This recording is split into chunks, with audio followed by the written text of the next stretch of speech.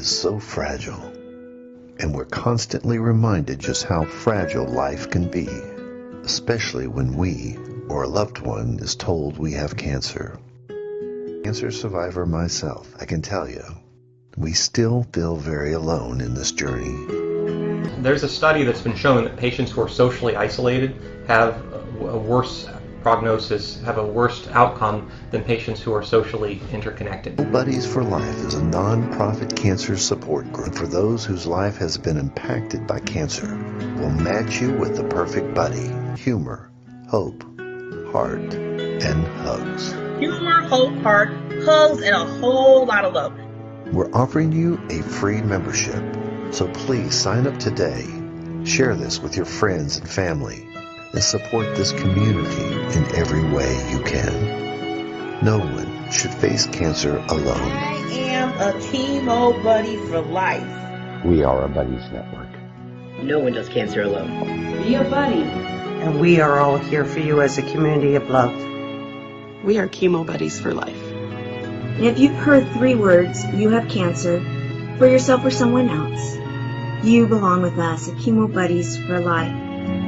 Healing through connections.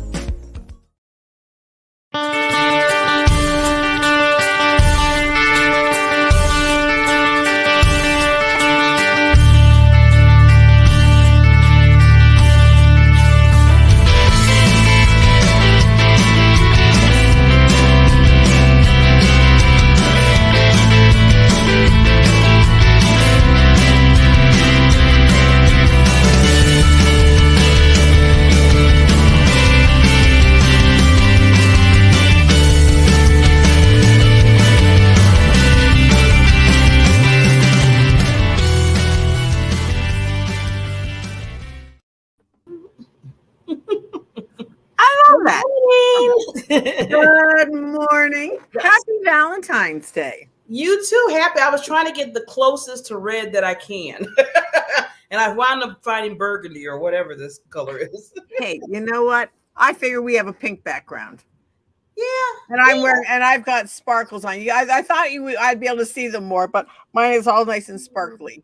Oh, okay. Oh, well, you always look beautiful no matter what. So happy Valentine's Day. Happy Valentine's Day. Yes. Hugs and hugs. Hugs and The hugs. thing is, I got to tell you, what today also is. Oh, okay. Okay, here we go. Come on, let's get ready. Are we ready? Yes. This is also National Ferris Wheel Day. Oh, So, boy. do you do a Ferris? Will you go on a Ferris wheel? When I was in my 20s and 30s, I was okay with that. Now, heck, no. Me and heights don't get along anymore. Yeah, you know what? And that's it. I was thinking about it. I said, I'm going to ask Barb because I loved a Ferris wheel, but now, not so much. I'll go on a kiddie one with the grandkids. You know, I have a picture in my head right now. You know that, right? You and this, me, I can see you and I on this kiddie Ferris wheel. On the kiddie rides. Yeah. On the kiddie rides. And so I'll do that. But it's like the big ones, I don't know. I haven't been faced with the choice. But anyways, how it happened. Back in 1893, they were doing I forgot. Oh, I see. I told you the date. You were supposed to. See, I was supposed to guess it. That was my part. Oh, well. Anyways, well, I'm giving you a break today. They were putting out one of the expos, the expositions, and so the guy that was running it said, we need to come up with something huge because of what was built the year before, what was opened the year before in Paris. So what do you think 1892 and 1890, what opened in Paris that's world famous? Oh. See, now I don't know. Now that part, The Eiffel Tower. I was thinking that, but I was like, I don't know. Yeah. The Eiffel Tower. So this guy, the creator of this event, his name was Daniel Burnham. He wanted to do something spectacular. Okay. So he put the challenge out there to all of these inventors of come up with something that is going to be huge. Well, this was where, and his name is George Washington Gary Ferris Jr. The name alone. Anyways, he built a 250-foot diameter wheel, hoisted it up 140 feet between two towers. So it was 26 feet off the ground. So it was 26 feet. Whoa. Anyways, but guess how much that fair made in money? Now so this is like the 1890s. 90s, yeah. So what would have been a good amount? Probably on a fair, profit from a fair. Probably what, like maybe 300 or something like that? Over $750,000. Oh my God. Because of the Ferris wheel. Isn't that a fun thing? So, but they've been around since 1893. So the Ferris wheel's been around since 1893. 1893. They built the first Ferris wheel. You know, the more and more you bring these facts every week to us, which I love what you do with this, is that, you know, it just trips me out. Back, you know, they were doing this in the 1800s. Right. Exactly. We are so advanced. Yes. The thing is, what are the kids of that are going to be now 100 years from now, and they're going to look back on us going, you only have your phone on a watch. What, you know, when they're talking about having what's it called, on your glasses, that you're going to be able to take pictures on your glasses. Wow. I'm like, I don't think they have it there yet, but it's probably coming. You know, it was funny you talking about technology and how advanced it's even going to be, even when we kind of pass away, right? Yeah. So remember the Jetsons? Oh, I know. That was all science fiction. Yeah. Well, it was funny because I was looking at a TikTok video of all videos, right? Right. And they were showing different clips of the Jetsons about Zoom, about iPhone, about stuff, and they were showing that, and I was like, oh my God. They you know, because they really honed in on, okay, all the stuff they put in the Jetsons, and that's what's going on right now in our technology. I said, see, I keep look at Get Smart when he had his phone in his shoe. Yeah, that always was kind of funny when I used to watch that show and see that. I'm like, really, you know, but we thought that was such science fiction. It's like Journey to the Bottom of the Sea, and now they do it. I know. You know. Wow.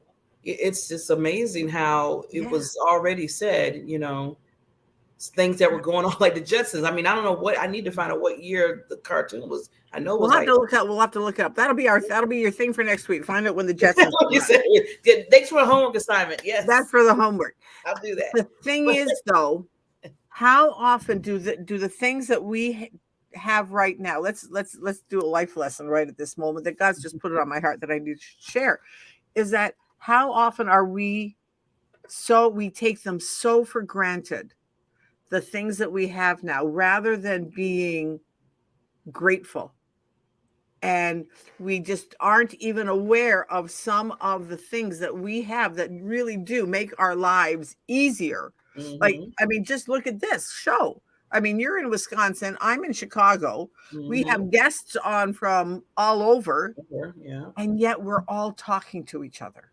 Yes. And like yesterday, I've got one of our guests is going to come on. He lives in China. Oh, really? He lives in China. Wow. And it's like, oh, wow. So we were figuring out time. He's 12 hours ahead of us right now. So, I mean, we were figuring out how to do times and stuff. And it's like, I can't wait for him to come on. It's going to be great. Just the life that he has lived. Because he started out in England, went to South Africa. His life fell apart. And then he moved to China. Wow. So it's all about taking the opportunities that we're given in our lives and every one of them is a gift. Each and every one of us. Yes. And we shouldn't take it for granted. I don't take anything for granted. Yeah. What we were dealing back in the 1900s. Yeah. I don't take none of that for granted because a lot of that paved the way. So now I don't have to wait till next week. The Jetsons started September 23rd, 1962. Oh, wow. All right, and they were I'll doing tell Zoom, myself I was 12. They were doing Zoom, iPhones, and all that. Yeah, and I was 12. So that was right in my time that I would have been. We watched the Jetsons. We just thought it was amazing. I know that was like between that and Flintstones. It's funny. You see the difference. You have the Jetsons, which is like already advanced. We didn't realize it.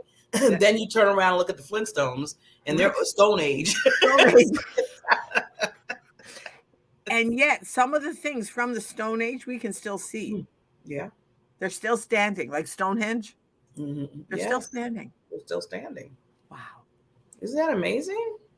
So it's just so the more and more that this has turned into, Barb, I have to tell you. I mean, I did it on a lark to begin with, the day, what day it was of the day, and looking up sayings.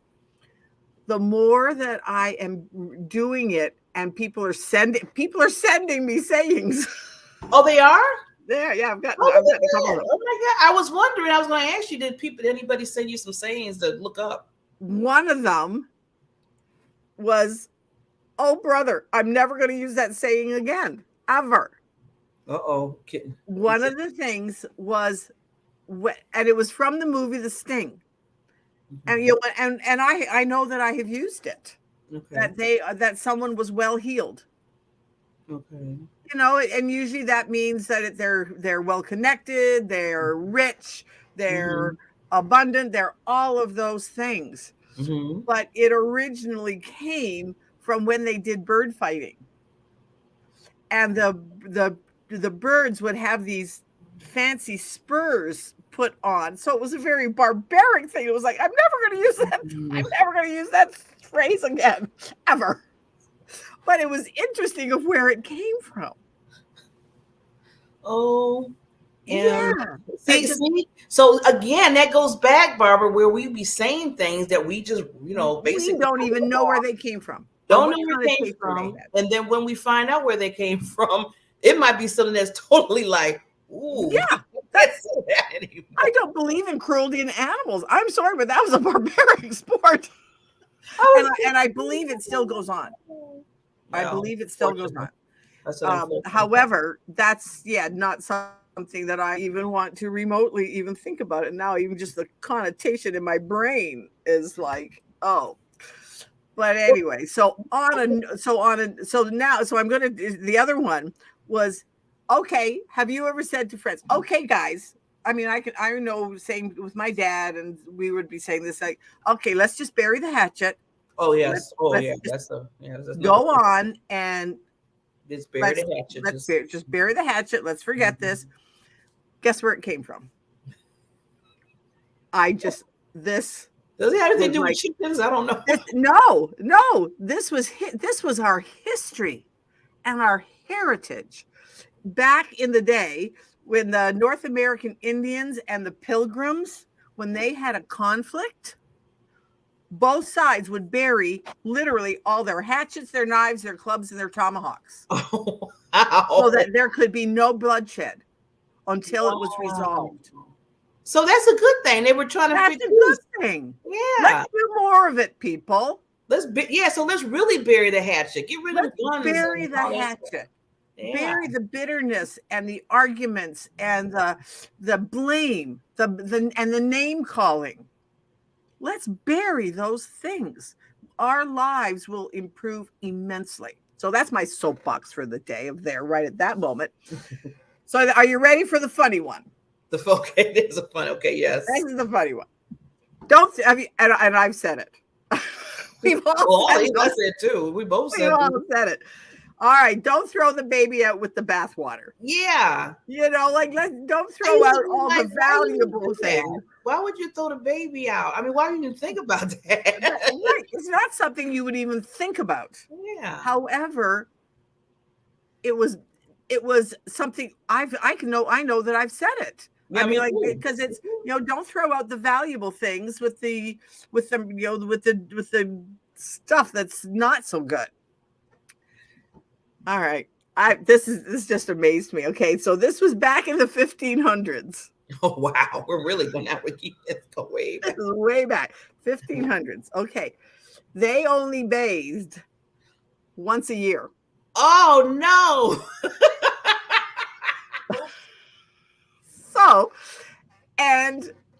They only bathed once a year. And they did it. They had a hierarchy because they never changed the water.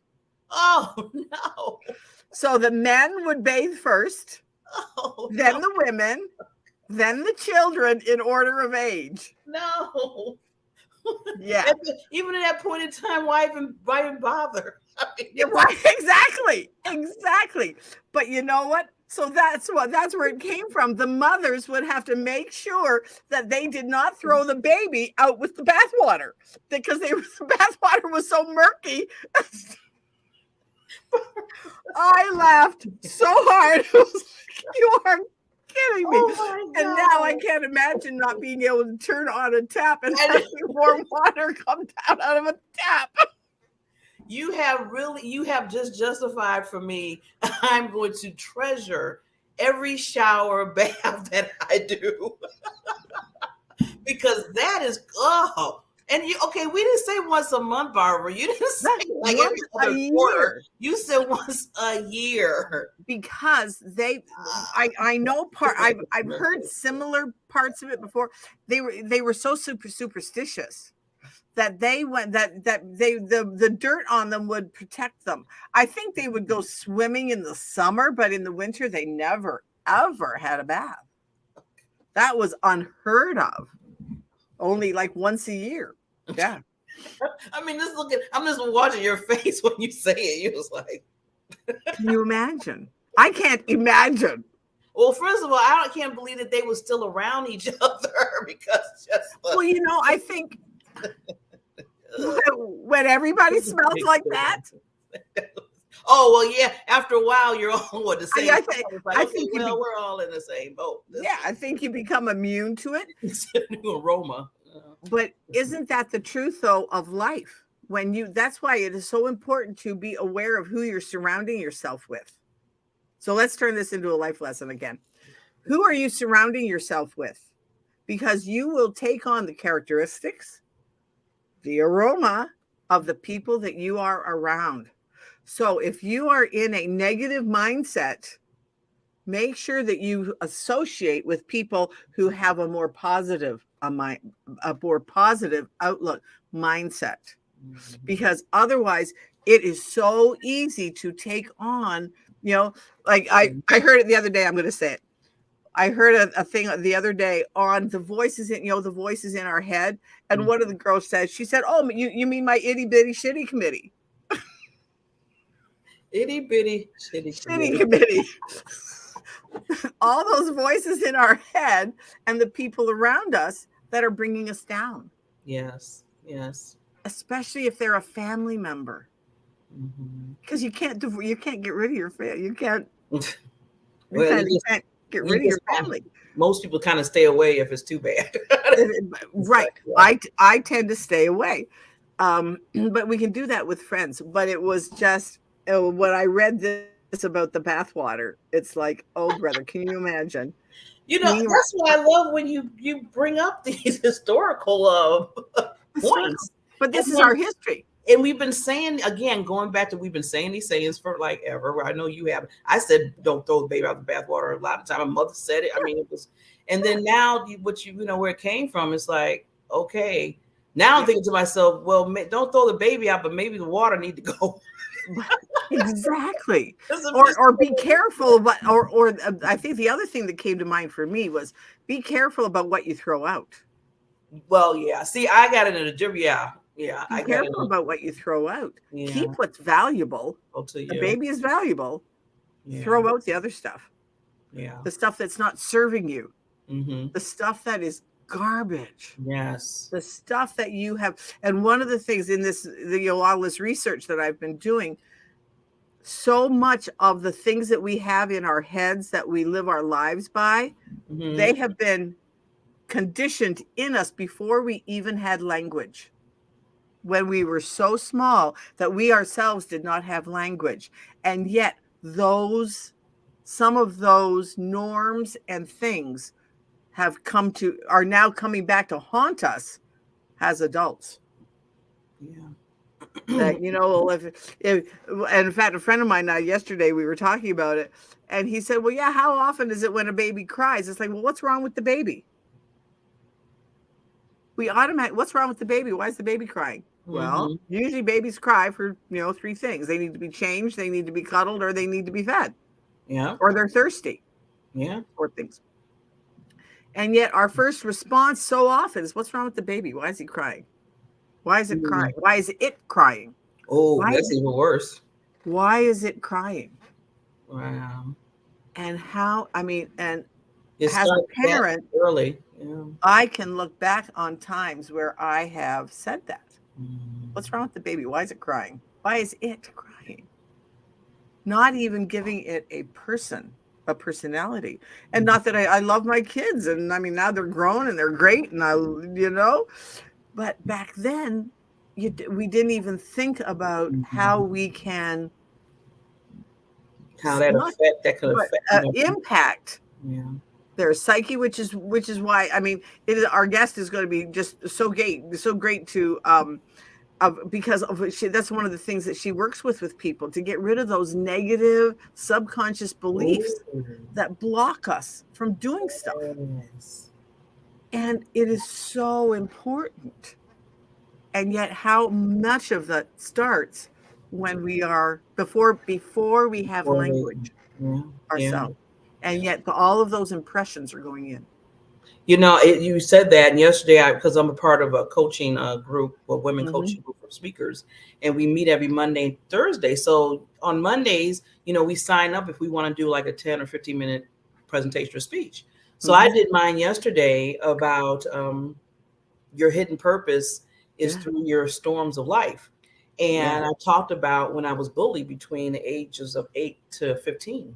Right. And Barbara, literally, when I used to go to school at the age of 8, I would have a parade of people behind me throwing rocks and dirt at me. Wow. Literally, Barbara. You ugly, get out of here. You should be. And they said, this is what you are. And they would show me some dirt, and they would just throw it at me. That's what they did.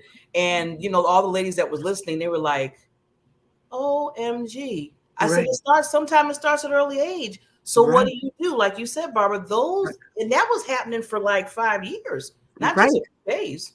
So you really have to say, you got to make that decision again. Are you going to let that dictate your life? Yeah. You have all those words and everything, just stay in there and be like, well, I'm nothing. They said I was dirt. They said I was this. They said I was ugly. They said, well, I wasn't smart. Yeah. What do you do? And, that was a long road for me. And sometimes even now that I'm older and everything, when certain things happen, and if something doesn't happen right, if I don't say something right, somebody says, that was kind of crazy, bro. Why you say it like that? I start going back like, the backlash is instant. Yeah. Because our mind is programmed. Yes. And we immediately bring up that file. Yeah. That file was like, bing, and I was like, nope, going instant. Back. Yes. Exactly. So you're so true what you were saying, Barbara. You have to start, and you have to really just be aware. Be aware of the words of your mouth. And, like one of the things that I'm going to leave you this, because I know we have to sponsor, but I'm in the wellness space. And I know I've said this before, but, we have 37.2 trillion cells in our bodies. Each one of those cells is listening to your thoughts. Every one of them is listening to your thoughts. So if you say, oh, I'm so tired. Well, guess what? Your cells are going to go together, are going to go to work to say, oh, well, oh, we're tired. Oh, we're tired. There must be a reason. Let me go find it. Let me go find out why I'm tired. And it finds it all right because it finds it. So then the next time then your body goes down a little bit. Mm-hmm. And it's just, yes, the words in your mouth. Words are so powerful. Yes. And your thoughts. But every word starts with a thought. So if you are thinking, if you are almost going to say something negative in response to somebody somebody else has said, take a breath. Back to our thing. Take a breath. What will happen if I say this? Yeah. Would I want that said to me? Mm-hmm. Yeah. Yeah, take that pause. Is this positive or is this hurtful? Yeah. When you can just take that second to pause, whether it's to your, and people, I'm talking to you here. You can do this same exercise with yourself. Yeah. When you have a negative thought, take a minute to breathe. Is this positive? Is this truth? Or is this past programming? Ooh, that's good. Past programming, yes. You got to ask those questions. Oh my God. So we have to go to sponsor and then meet. And well, you met Dawn already, but I get to meet the Queen, as I call Lady Queens. She's going to come on and really express what she does as far as, what kind of coach. I want you to do it because I know you talk to her. She's an intuition, and she works with people to get past their negative, and she's like to get past the negative traumas. Ooh. And she's an ascension coach. Okay. And just to get to get us going to that higher level, so that we're not wallowing down here in self-pity, in what's wrong, what's wrong with me? I can't wait. Yes. Comes back to, don't throw the baby, when the baby's crying, well, what's wrong with it? Because it's crying. Well, it has a need. Well, if you have a need, address it. Find out what it is. Yeah. Don't just say, what's wrong with me? Well, find out. There's nothing wrong with you. You're perfect and you're beautiful. Oh, yes. Beautifully and wonderfully made. That's why I tell people. It's exactly. Yeah. So we're going to bring Queen Dawn on, but we're going to hear from our sponsor and we'll be right back.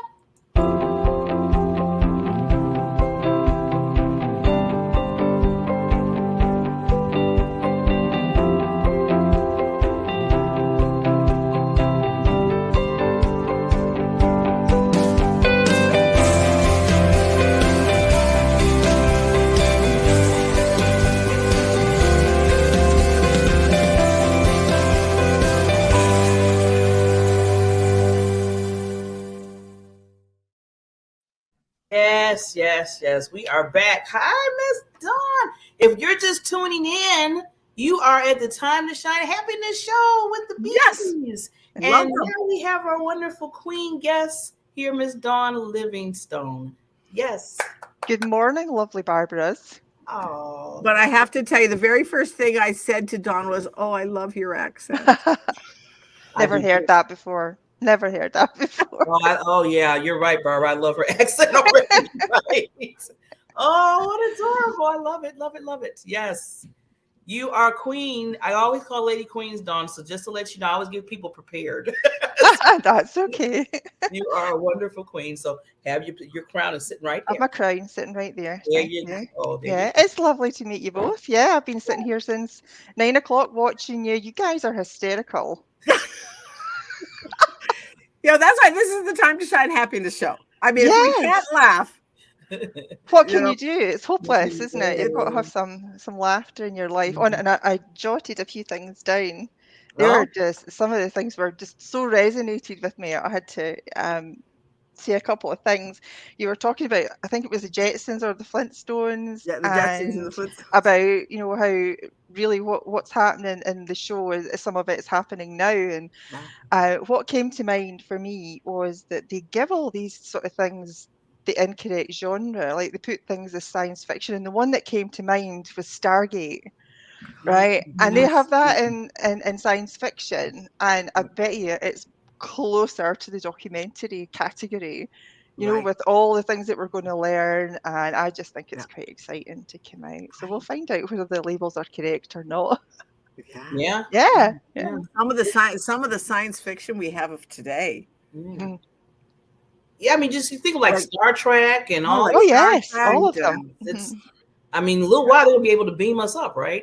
Right, exactly. And one of the ones I loved in Dune, where they the movie Dune, where they fold space to make space travel. Yeah, they're folding it in on each other because there is no such thing as distance, really. There is no no time or distance. No, there is no time or distance. Instantaneous. It's all thought responsive. Yeah, absolutely. And the other thing you were talking about was about gratitude. And honestly, the practice of gratitude and being thankful on a daily basis was not really something I was educated about at school or something I was brought up with. When you said that, it was so funny because the thing I remember about, and it was actually my gran, and the only time we would have gratitude thrown at us was if we couldn't finish what was on our plate. And she would get a little bit huffy and say, well, there's starving children in Africa. You're so grateful for eating that. And then you had these pangs of guilt, you know. So that was the only time, really. But gratitude is a fabulous thing to do on a daily basis and as a revision process on a weekly basis. Yeah, to see where your patterns are going, see where your thought processes have been going. And I find it really does put you in a much better mood to start your day. So if you do it first thing in the morning, just do this brain dump, you know, what's been going on, what was going through your mind as soon as you woke up and opened your eyes this morning, what was going on, what's worrying you, and things that you're grateful for, but not just things that you have that are grateful. It's things that you want to have. Be grateful for them now and you stand a better chance of creating them, if that makes any sense. Yes. It's funny, Dawn, you said it because my dad used to always say it when I was little. There's people starving in Africa and everything. My mom always eat that, and I would feel guilty more than grateful. One time I got a little older, but I got in trouble for this. And I said, well, my mother said it this time, and I got big in trouble. She said, yeah, you know, there's people starving in Africa and stuff. And I just said, well, just send them my food. And then you get a clip across the ear, wouldn't you? Yes. For your cheek. Exactly. I know. Exactly. Hysterical. Yes. And when you were talking, Barbara, about, you know, throwing the baby out with the bathwater, I had to have a good chuckle to myself. Absolutely. Because in my mind, it was actually telling me, well done, that's something like you're trying to do. You're helping people to not throw the baby out with the bathwater. Yes, get rid of, you know, the sludge and the ancient stuff that they've been holding on to. That's like dragging this massive, big, heavy suitcase around life. To try and get rid of that and keep what's precious to you. You know, keep your essence, basically. So that was funny. I thought that was hysterical. Yeah, you were talking about Barbara, about being bullied from the age of 8 to 15. I had something a very similar experience. I was bullied from about, I think I must have been about 9 or 10, but right through college. Wow. And it was a horrible time. I was kind of surrounded by toxic people. I attracted them, and I know now that it's because I vibrate this resonance of abuse, or, you know, whatever it was. But yeah, it's a horrible way to live your life, especially as a child, you know, and it really does, it breaks you down, and you do just retreat. And I think between that and my last marriage, and the toxicity there, the narcissism that was going on, there was nothing There was nothing violent in it. It was more psychological, it was emotional, it was verbal. And it absolutely ground me down where I had just absolutely no confidence at all. So, and what I do is I teach people to look back on their life, to think back on their thoughts. What were they thinking at the time? Look at what they're doing. And then we can actually dig down into those patterns, find the energetic connections that are continuing to keep these problems that they're having looping, because we can't create from our future, we only create from our past, right? So if we don't want to create more of our past, we've got to sever those connections and start to consciously create a better future. So that's what I help them with, and catching those energetic vibrations like anger, the emotions, the anger, the hatred, the judgment, the criticism. They're like a brick in front of your wheels. You can't pull the case because the brick's in the way, and they just stop you from moving. So unless those are removed, and like you said, Barbara, about all these trillions and trillions of cells, and every single one of them are listening, absolutely 100% resonate with that. Because the thoughts, the words, and the actions, your habits, everything has a specific frequency, it has a specific resonance, and you just need to look at your life to see what you're vibrating. That's basically the only way you can do it. See what's going on, what you're receiving that you don't want, and then you have to go back into the past and remove it from there. So I just love being able to help people to do that. So, well, you know what? I just have to say before you say anything else, Dawn, I commend you for that, because there's so many people, even people that don't realize, that need what you're talking about, that need to go through that process in their lives. Just bullying, everything, just a lot of things in people's lives. And sometimes you realize it. And I like what you said about sometimes, we might attract those toxic people. And that took me some time to really understand that when I got older. When I was younger, I just kept asking the question, why? The why question came up in my head, saying, why are they throwing dirt at me? Why are they saying I'm ugly? Why they said I'm not smart? And then when I got older, and those people were still coming around me, but now we're older, 20s and 30s. I'm like, wait a minute, I thought this could go bye-bye. Now I'm still dealing with this in a different way. Yeah, we bring those vibrations forward, really. And although some people don't think that, past lives is a thing, but oh yes, it's a thing. We can bring it all forward from our ancestors. Oh yeah, we bring all those patterns in. Absolutely. So that's where we get them. But in this life, our subconscious mind is wide open from birth to around about 7 or 8 years old. Right. Okay, so it's wide open. It just absorbs absolutely everything it sees and hears, senses, etc. Anything it experiences goes right into the subconscious mind, and that's what could be considered your truth. It's then your belief. So it's very, very important from 0 to 7 or 8 years old to make sure that the child is given the correct words, the correct thoughts, instead of, like we were talking about, being made to feel guilty when you were a child for maybe not finishing what was on your plate, and giving the child love and room to express himself, because that's our subconscious mind is where all our programming and where all our conditioning lies. That is what drives our reality, because that's where the vibrations are. Did you know that your subconscious mind creates your reality between 95 and 99% of your day? Really? Yes. Now, isn't that a horrendous amount? So and most of it is negative. Okay. So the conditioning. That means then that we only consciously create, right, between 1 and 5% of the time, or 1 and 4% of the time.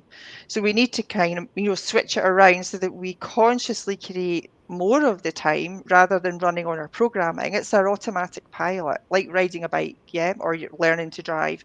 You do the same thing, you repeat all the motions and the hand signals and all the rest of it. Then you sit your test, then you're ready to go, and it's in there.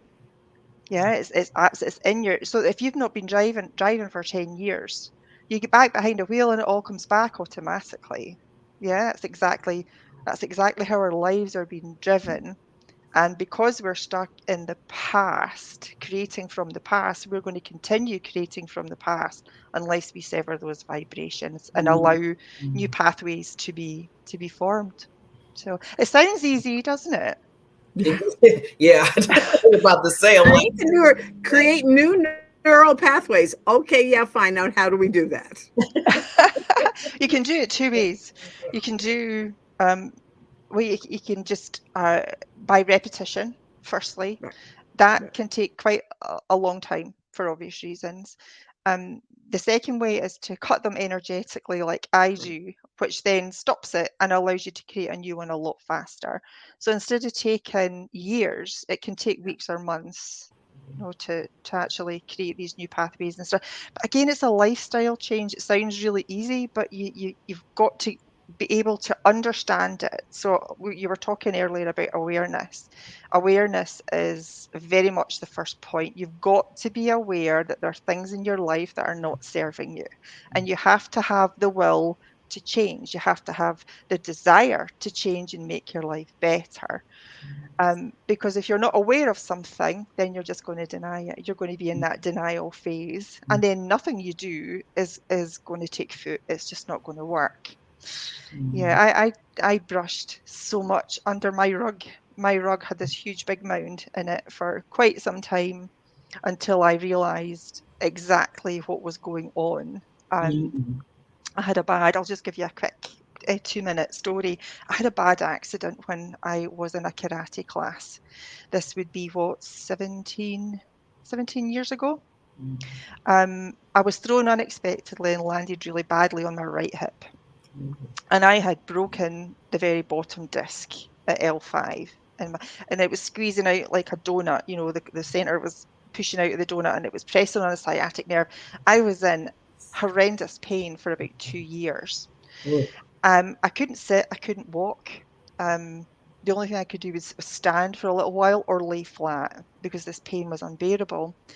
And it's not until it wasn't until about 4 or 5 months I actually had that accident that I realised why I had created it. Because yes, we do create these things in our lives, unfortunately, and it's because I wasn't listening to myself. I wasn't aware of what was going on around about me. So I made myself have this accident so that I could lie flat and I had time to think about what was going on in my life. And it suddenly I went back to work. Up 4 months off work. I went back to work, and I had to see the counsellor at work. It was a welcome back to work type thing. Is there anything we can do to help you? Get you a different chair. Get your adjustable desk. This type of thing. So she asked me a couple of questions. So how's home life? Well, that was just the wrong question to ask me, because I just vomited all my woes and everything that was going on in my life onto that poor woman. I think she probably wished she never asked me. But it just seemed to be this outlet that I needed, to talk to somebody that I had no clue who she was. I'd never met her before. So she wasn't going to judge me, right, about what was going on. So I told her everything that he was saying, everything he was doing, everything I felt, how I wanted to run away and just not be a part of his life anymore. I just didn't want to be anywhere around him. And then she said at the end of like a 30 minute rant, so how long have you been getting abused? And I looked at her. I'm sorry, you've misunderstood. He's never lifted a finger to me, and I really don't think he ever would have. She says, no, you're just thinking of physical violence. She says, abuse comes in all different forms. She says, you have been verbally, mentally, emotionally, and psychologically abused. That was that light bulb moment for me. I was sitting there, I'm thinking, okay, now I get it. And then I realized that the only reason that I was getting abused was because I was allowing it.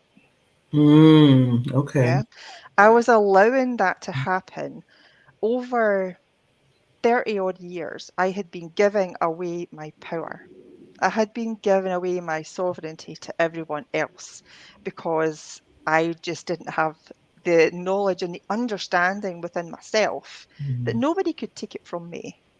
and I was the only one that could be in control of my own life, Mhm. and I was just giving my own power away.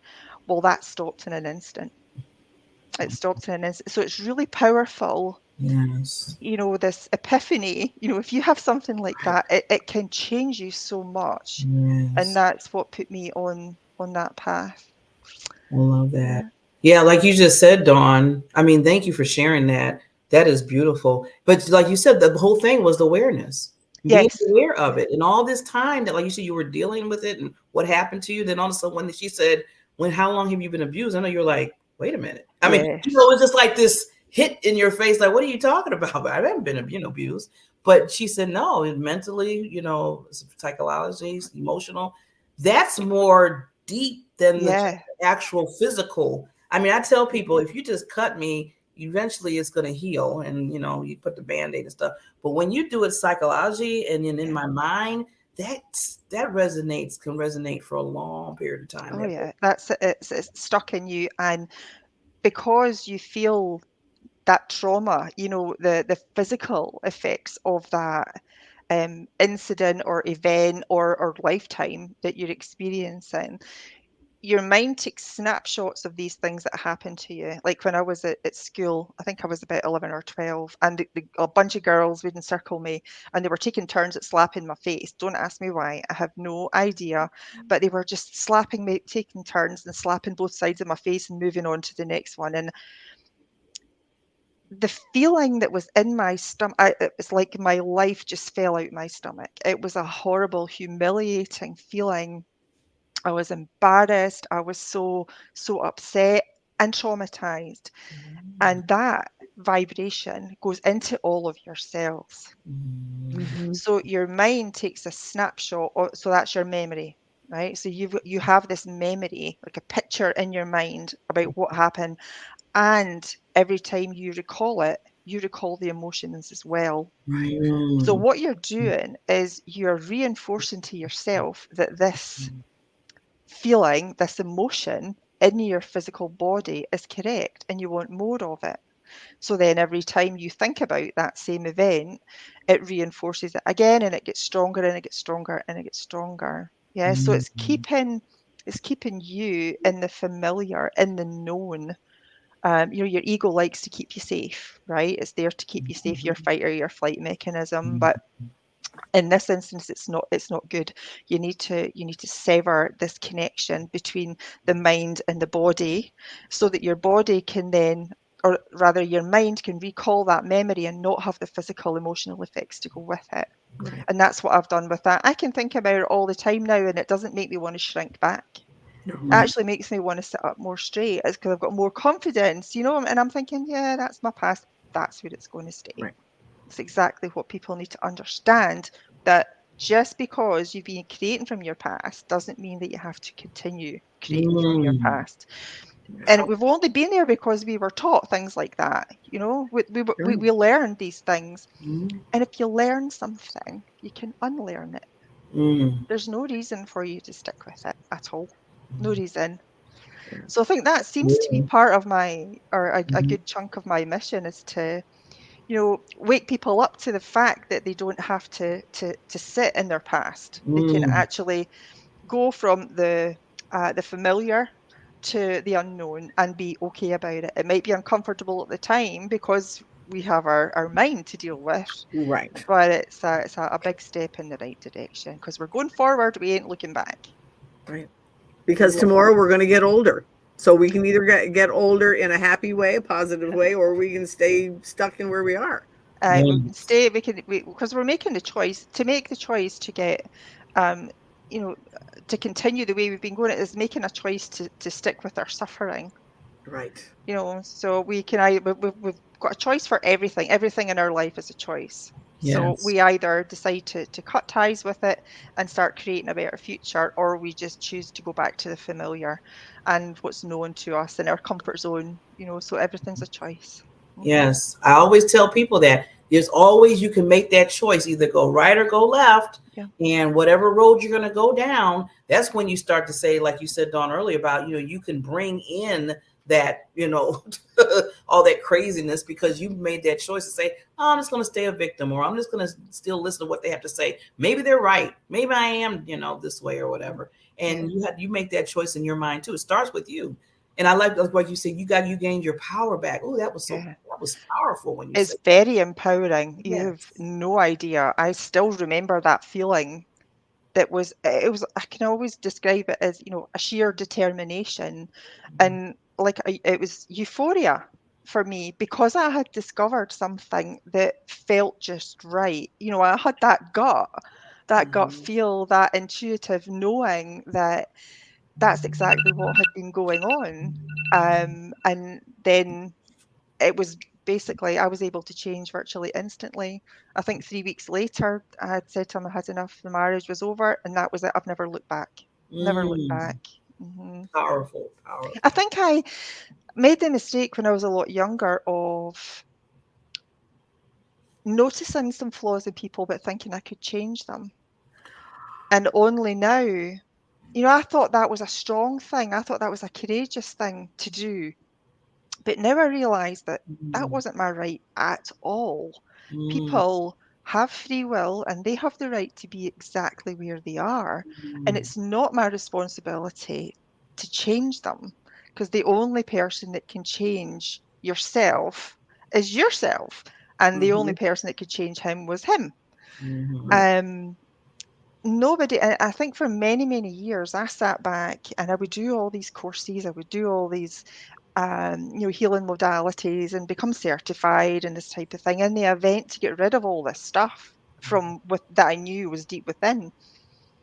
And I think I sat back for quite some time, and it was almost like I was waiting on somebody to ride in this white horse and scoop me up and take me away and fix me, right? You take me away and fix me. But there is nobody, and I probably didn't realise this until, maybe several, 5, 6, 7 years ago, that the only way you can change your life is to go within, not to go without. Right. You can't look on the outside of you for physical things to help heal you. Yeah, they might make you feel a little bit better, material things, they might make you feel a little bit better temporarily, but then you always find yourself back.